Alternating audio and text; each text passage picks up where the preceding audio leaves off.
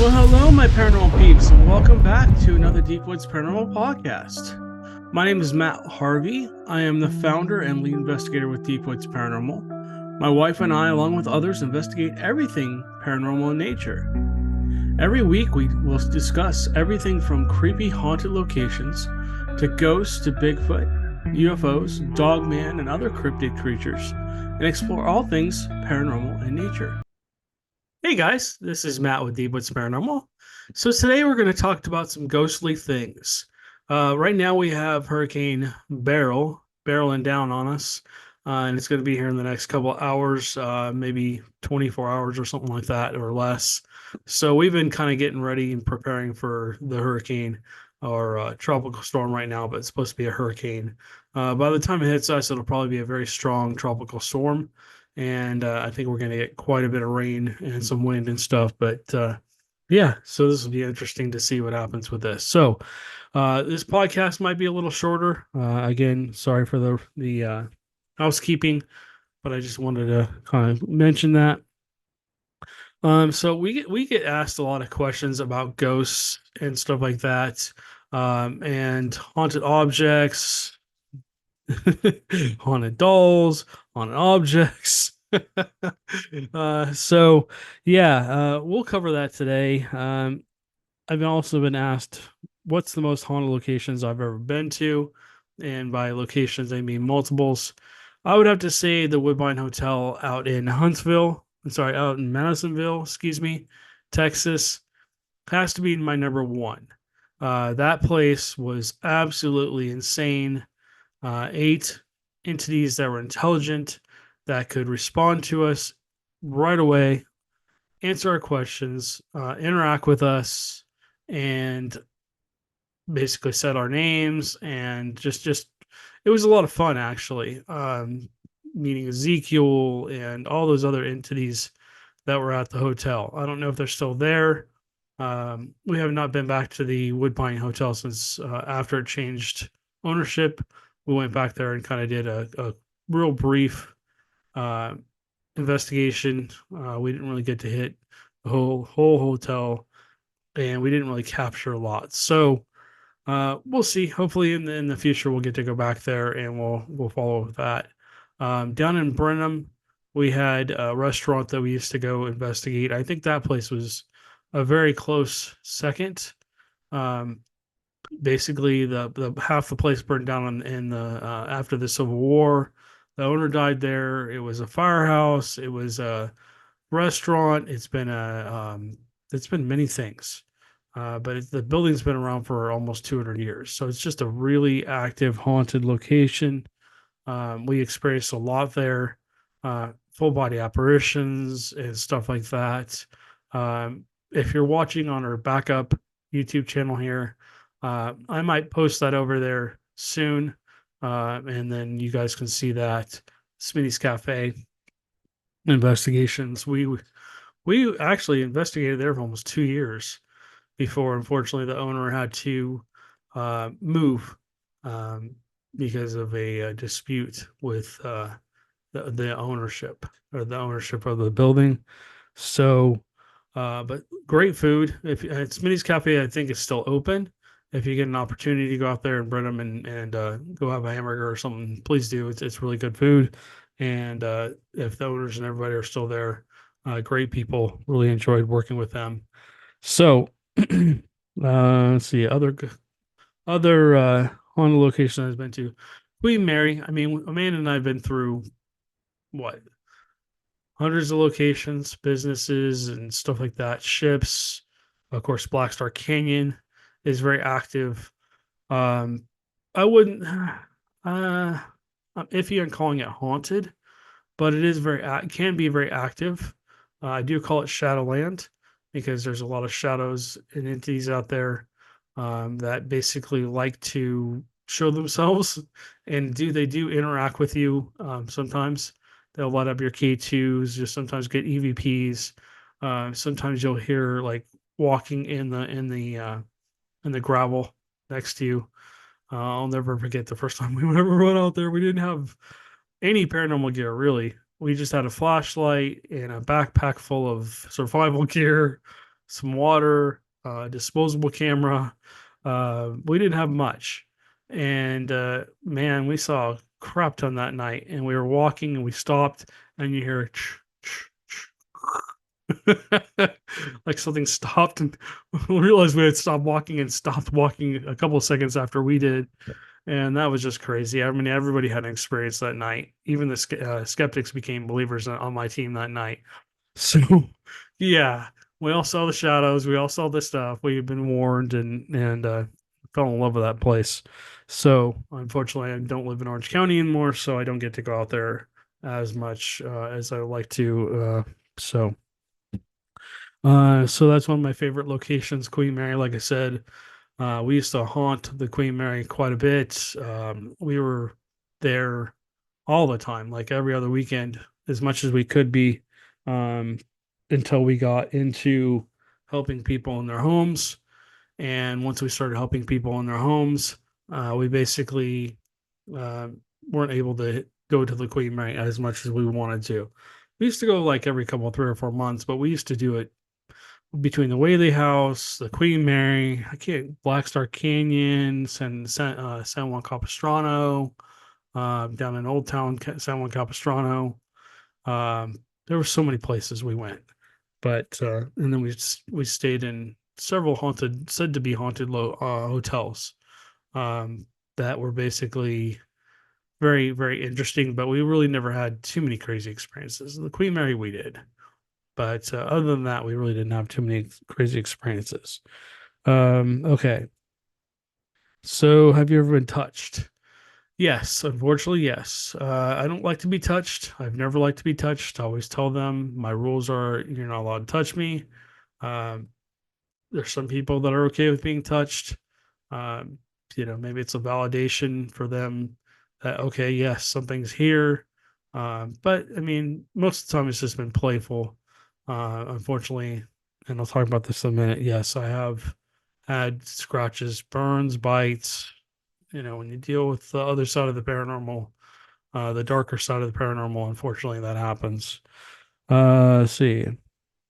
What are cold spots? So the scientific theory behind cold spots is basically what happens is when when something pulls energy out of an area, it leaves a cold spot. So basically, manifestation of a spirit. Maybe they're trying to form. Maybe they're trying to use that energy to create a voice on the audio recorder or video recorder, or maybe they're trying to show themselves in a picture or on the video camera. Maybe they're trying to move something. Maybe they're trying to make a noise. Whatever, they need some kind of energy, so they pull it out of the air. And the theory behind that is that they leave a cold spot, and basically it's just an absence of energy. When you have cold spots, there's not a lot of energy there. Okay, let's see. Is my house haunted? Currently, this house, I would say this room could be actively haunted because there's so many different haunted objects in this room. You got the dolls, you got the possible picture. Let's see, there's a razor that's also has an entity attached to it. The right here, oops, right there. I've gone through all these before, guys. So if you guys want to go back and listen to the podcast or watch the podcast, you can do so. That dragon has something attached to it. What else is there? There's a lot of stuff over there. Let me turn and look real quick, and I can tell you more. Um, let's see what else is. Oh, the um the binoculars up there, sitting right by the angel up there, that has a woman attached to it. Um, let's see what else over there has attachments. I can't think of what else is over there. There's just too much over there. That picture definitely has some kind of energy, but almost all, not all, but most of the dolls seem to have some kind of energy to them. Um, they seem to have some kind of attachments, and of course, unfortunately, we've lost animals over the years, and they're cremated up in their little boxes up there. So Mr. Moo, I think, is still roaming our house as well. I think I've seen him a couple times since he passed away a couple weeks ago. But I kind of think I've seen a dog too. I might have seen Farley a couple times. Have not seen Allie, unfortunately. But we do have into the other entities that do come into the house. We had the German guy that shows up on our podcasts every once in a while. If you guys watched the last podcast, you heard that pop. There was no pop. There was no whatever noise, and then a male voice came through as I sit here. That was not me. That was not my voice. That was totally an EVP. I think it said hello or something, which is cool. Now I'm getting the goosebumps. So somebody was very happy about being able to say hello. Um, One of these days we'll do another sequence with the dolls and all the items over there with the spirit box, or I'm sorry, the ghost box, and let them have a voice. We do have a new little doll that my friend gave me that does seem to be very haunted. Might as well just tell you the quick story. I brought her home, left her in the car for I don't know how long, 2 or 3 days. Uh, my friend had given it to me, and essentially a lot of people from my work listen to this, so I don't want to name any names. But I brought her in, not thinking, and I put her up here. She's actually up right back here somewhere. I think she's right next to this doll, and she's hard to see. She's smaller. She's not very tall. She's only about 6 inches. So she's either on this shelf or that shelf. I can't remember. Oh, she's right there. She's right up next to there, right there. She's right there, right behind Allie. But I think she kind of panicked when she first got here, and so we don't know the story behind her, but I'm starting to wonder if she committed suicide or was murdered, and maybe she just attached herself to the doll. We'll have a conversation with her at some point, and we may record that and let you guys see what if we experience anything. Maybe I don't know if she's going to be able to come through or not. But I was in the kitchen, and I turned quickly to my left towards the dining room, and there was somebody hanging from the ceiling. This house is only 5 years old. We built this house, and to see somebody hanging from the ceiling, just there and then gone. It was a little girl. She was just gone. And I went, "Oh crap!" And then my friend from work basically told me that it had been manipulating his dreams and stuff like that. And now Amanda's having some strange dreams as well. So is it malevolent? No, I don't think that doll is malevolent at all. I think she's just scared and doesn't know how to interact with people yet. And we'll work with her and we'll get her to the point where she's hopefully more comfortable and feels more safe. And we'll get her to the point where maybe she can communicate with us maybe on a more regular basis, and the rest of the dolls as well. And we'll get them to the point where they all feel comfortable talking to us and stuff like that. So, but yeah, we've seen an Indian woman here when we first moved in. She was looking in the mirror and then disappeared. I could see her clearly. I could see the little girl hanging from the ceiling too. That was creepy. Um, Creepy and upsetting and frustrating and a whole lot of things all at once. Um, that had never happened before until I brought that doll into this house. So I'm pretty sure it was her.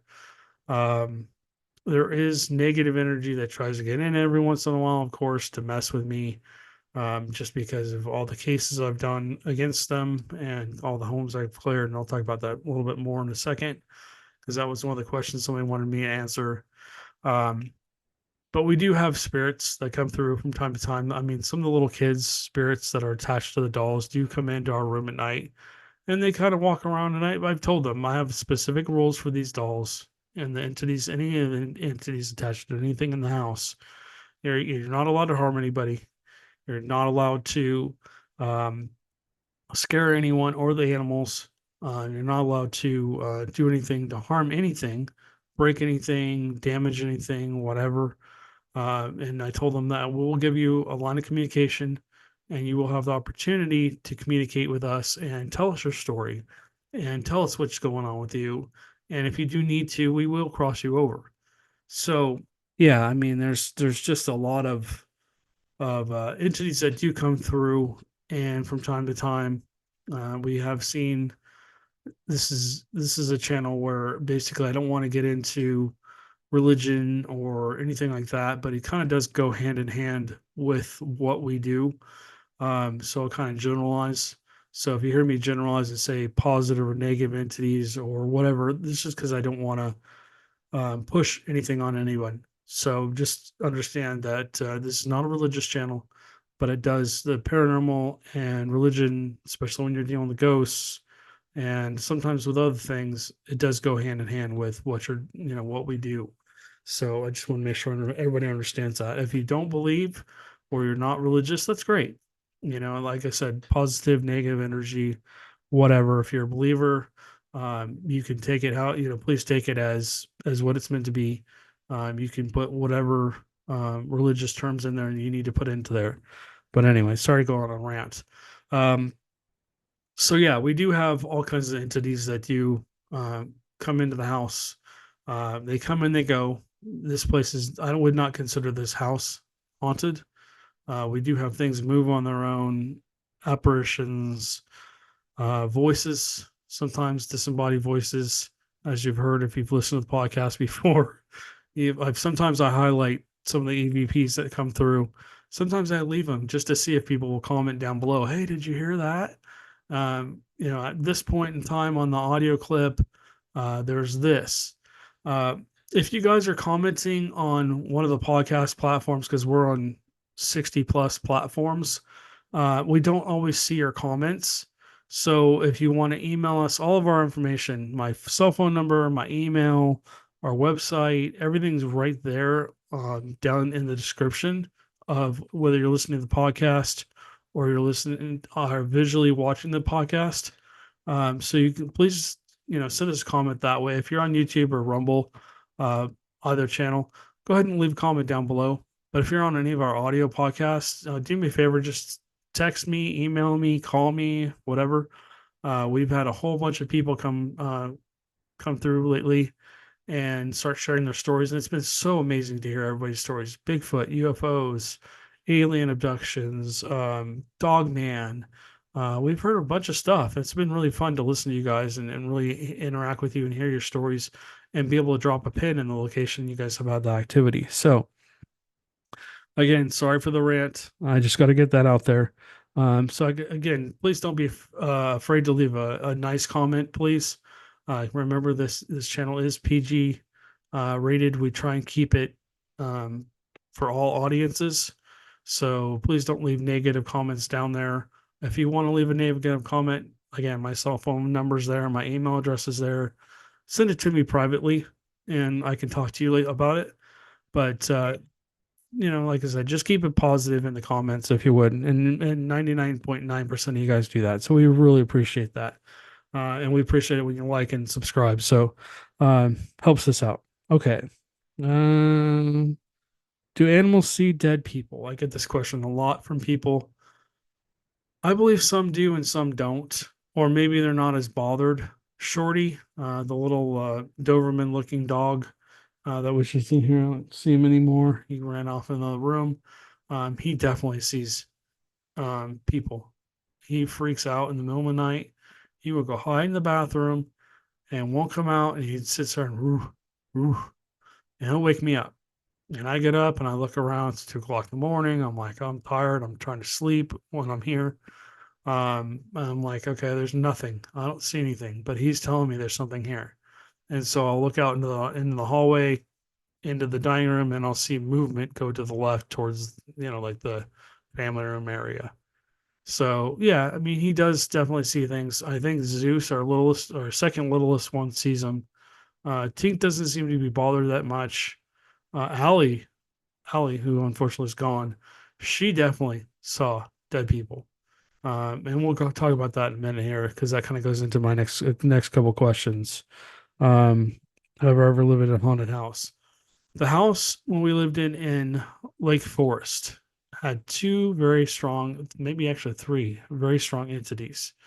What we found out as we were leaving that location is that location used to be a farm, and the farmhouse actually was on the property about, I don't know, 100 yards away from where we lived. And so there was a strong male entity, a very positive strong male entity, a very strong female positive entity. There's a that's Zeus right there. Like I said, he's one of the ones that sees the dead people. And then there was a little girl, and she was interesting, very intelligent. All of them were very intelligent, could interact with us and stuff like that. But yeah, that house again, I wouldn't. Yeah, I would say it was haunted. It was haunted. Yeah, definitely. We recorded footsteps. We recorded a shadow in there. We recorded balls of energy, or orbs, as people call them, plasma, essentially flying through and flying into things like the TV and other stuff. It was really weird just to see. It looked like Slimer without the slime. Um, but yeah, that house was definitely actively haunted, and those dogs, those animals. Farley didn't really react to them, but Allie sure did. And he would bark. She would sit there and bark, bark, bark. There's some holding stink helping out of there. She would bark, bark, bark from the kitchen back into the mud room. Um, and she would not come out one day, and I had to go pick her up and carry her back in. This is about a 70-pound dog. She's chocolate lab.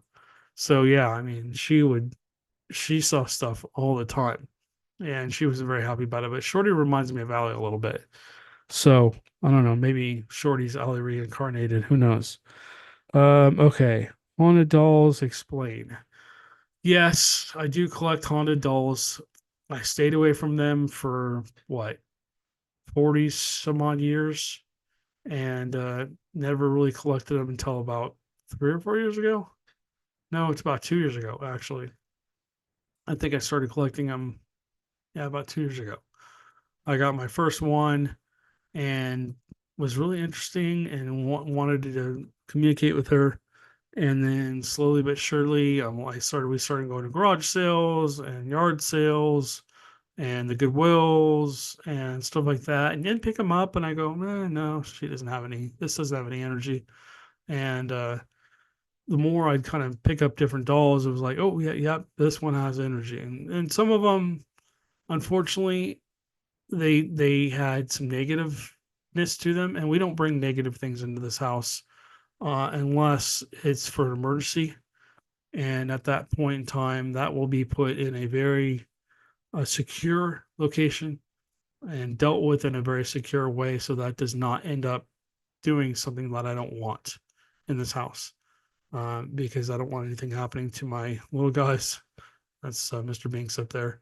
But anything happening to the animals or us and stuff like that, because I've dealt with that. I know what can happen if you bring something like that into a house.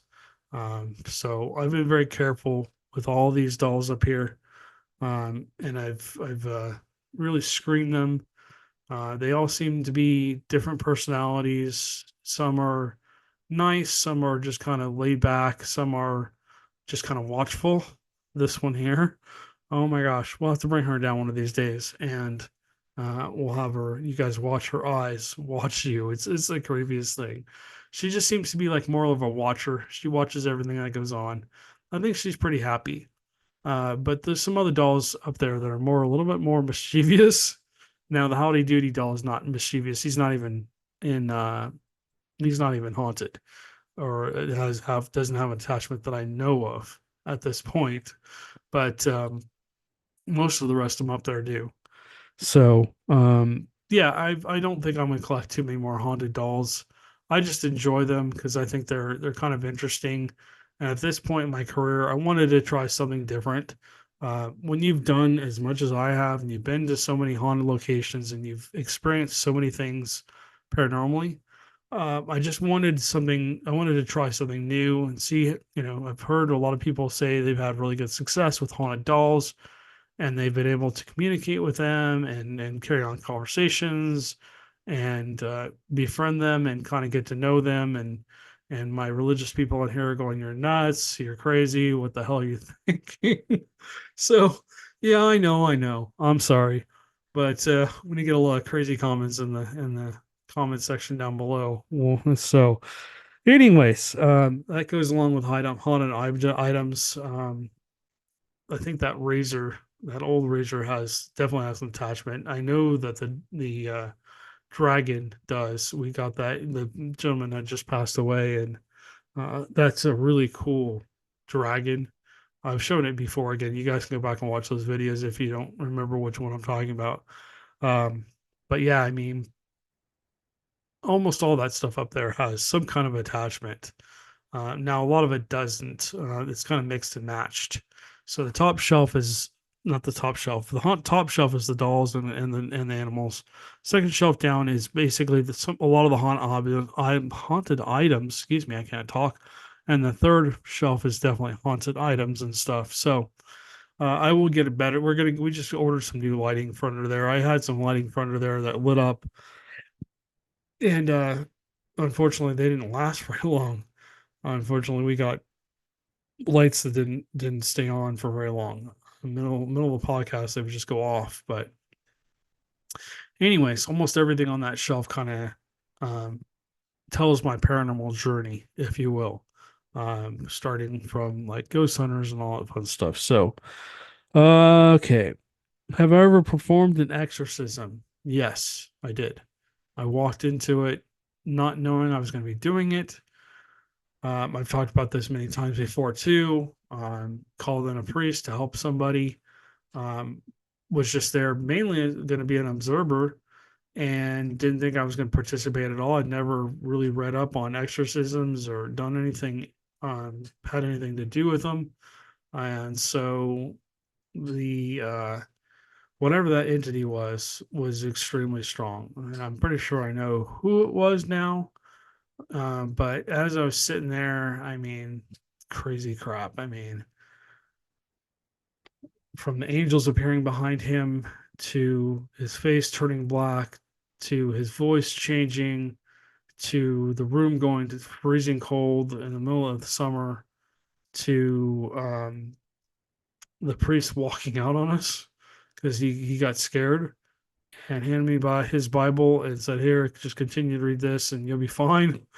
And 2 hours later, I had to end it because I didn't, I just, we were almost there. We were almost there.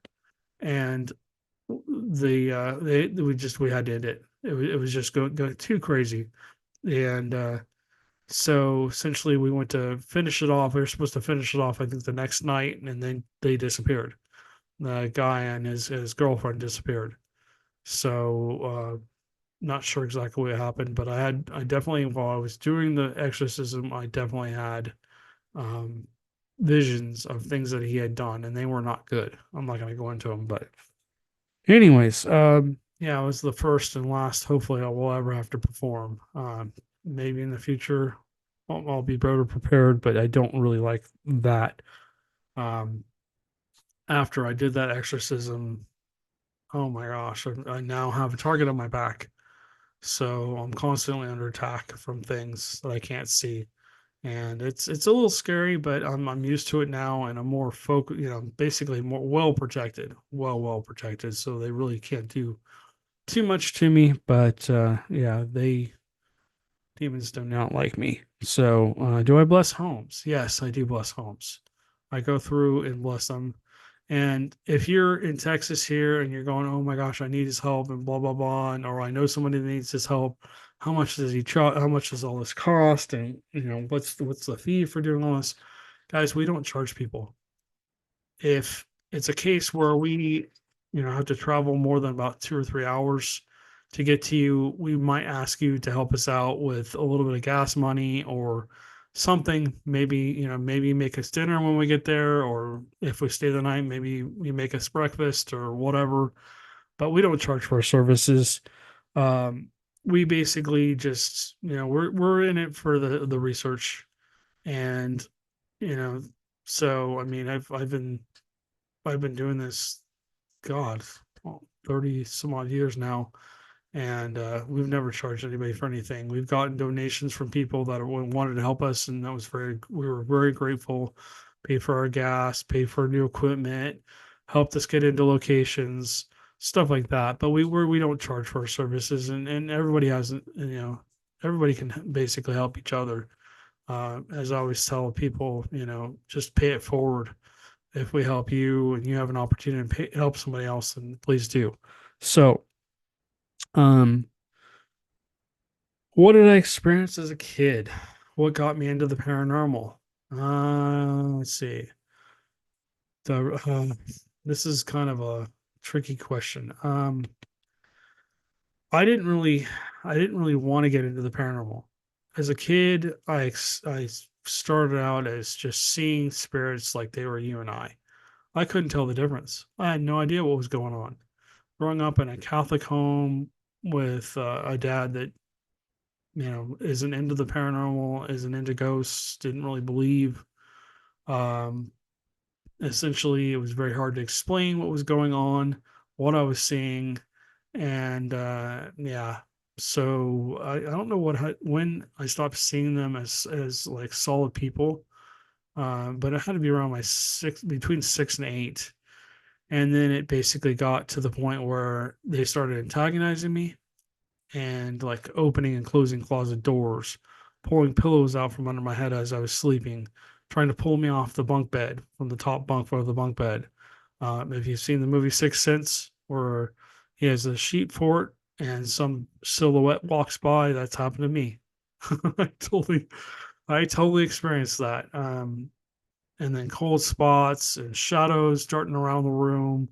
And then as I got older into my teens, I essentially started to experience um, full body apparitions again here and there, and basically started to. I was just terrified of it. I didn't know what to do with it. Hearing them talk, I could hear them talk, especially as a kid. The whispering, the the stuff you see on movies. I've experienced that. It's real. At least to me, it is. Some of you guys are going, God, this guy's nuts. But yeah, I mean, those are my experiences. I can't change them. I can't tell you they're not real. To me, they're real. So I know we have both sides of the spectrum on this channel. We have believers, non-believers, and people on the fence. So, like I said, you guys got to experience things for yourself, um, and make up your own minds. Don't let anybody else make up your mind for you. I know you guys come on here to listen to hear my stories and stuff, but you guys really have to experience those things for yourself. Um, so yeah, as I got into my later teens, the tormenting pretty much continued. Um, Basically, they constantly scared me, and when we finally moved to a place called Lake Forest, I'm sorry, Laguna Hills, my dad built the house, and as we were building the house, this crazy stuff happened. Stuff, not to me, but to the workers that were building the house. Things would move on their own. Things would disappear and reappear in different places. They come back and find things rearranged and stuff like that. And then, um, as time went on, we moved in, and the house just had this heavy, thick feeling to it. And I started basically trying to figure out what's going on. I had friends come spend the night, and we'd see things or experience things like footprints coming through the ceiling, and essentially, they would never come back. We'd hear walking up in the attic, and my dad basically built that house, with put every last penny he could put into it. He screwed the floorboards down. He also glued them so that that house never made a squeak. I mean, that house is beautiful, and unfortunately, my parents lost it because the economy fell apart. But so yeah, I mean that house was very oppressive. Scary crap happened. I mean, I'd spent a lot of time by myself in that house where things would happen, like things sound like something was banging around in the attic, and the dog, that was Ashley. We don't have Ashley's ashes here, but Ashley would look up at the ceiling and start growling, and so essentially she would just start growling, and then boom, boom, boom, boom, boom, and finally got to the point where I started going up into the attic with my dad's old Handycam, big VHS cassette tape video recorder. And some of you are not probably old enough to remember what that is, but look up VHS Handycam, and you'll see how big that thing was. It basically sat on your shoulder, and some of you are. And then he had a little cassette tape because he used to dictate for his secretary. And I went up there one day and recording audio and just by myself, nobody in the house, just me in the attic, in the pitch black. um, being stupid, trying to figure out what was going on. And what was I, 19 at that time? And so essentially, yeah, I got some kind of voice on there. And I switched out my dad's cassette that he had recorded for his secretary for blank tape. And he comes running into the room the next that Monday morning. He's like, "What's this?" I'm like, "What are you talking about?" And he was holding the audio recorder. I'm like, "What?" He wouldn't tell me. He just shook his head and walked off angry. And so there must have been something pretty interesting on there that basically, yeah, I mean, yeah. And I had a lot of scary experiences in the house. That house was, I hate to use the word, it was negatively haunted. Let's put it that way. Amanda experienced things too. Other people, a lot of people experienced things that shouldn't have happened in the house. Then when I basically met Amanda in high school, our senior year of high school, um, I was scared out of my mind that day. And I called her and she, getting by myself in the house for the weekend. And she comes over and she didn't come into the house, but she told me, come out, talk, let's talk about it. She calmed me down and we looked up and we literally saw the blinds, the wooden blinds go like this, like something just like peeked out. You could see something standing up in my brother's room. And I'm like, see, I'm not going back up in there. And she's, well, you got to go face that. And she's, she grew up with the paranormal too. And so she's like, you gotta go face that. You gotta face that down. And then that's when I slowly but surely with her help turned my fear into curiosity. And then from there, basically got into um, where I am now. So that was, God, what was that? God, 30, yeah, almost 30 years ago. So, um, yeah, I mean, just crazy, 29 years ago. But yeah, I mean, that's basically when I started. And then we basically got into ghost hunting. Um, when Ghost Hunters came on, we were already basically, when we started dating, we started going to, like I said, and when I first started this conversation, we started to go to explore different haunted locations, the Queen Mary, the what is it called? The Whaley House in San Diego. We go up to LA. We would meet with different people and stuff like that. One day somebody goes, "Hey, you should."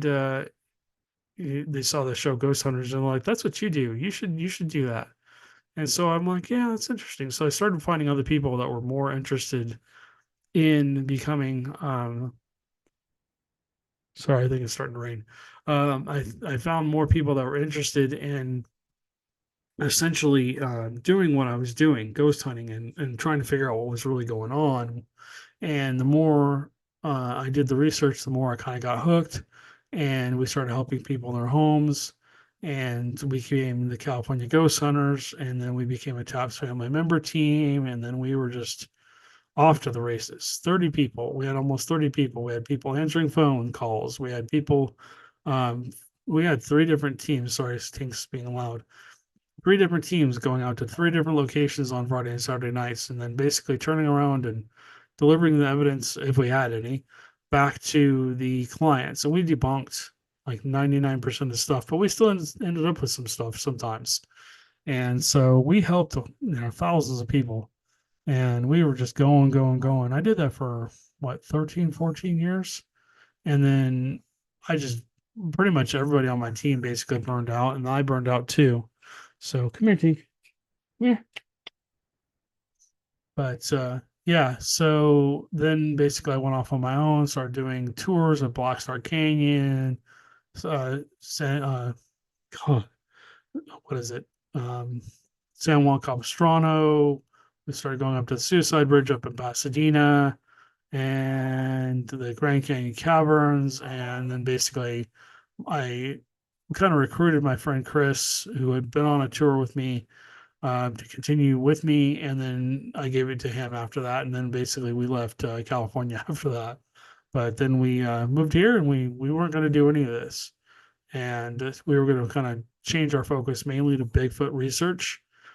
But then essentially we started getting calls for people. We had left cards at people's businesses, and they started calling us.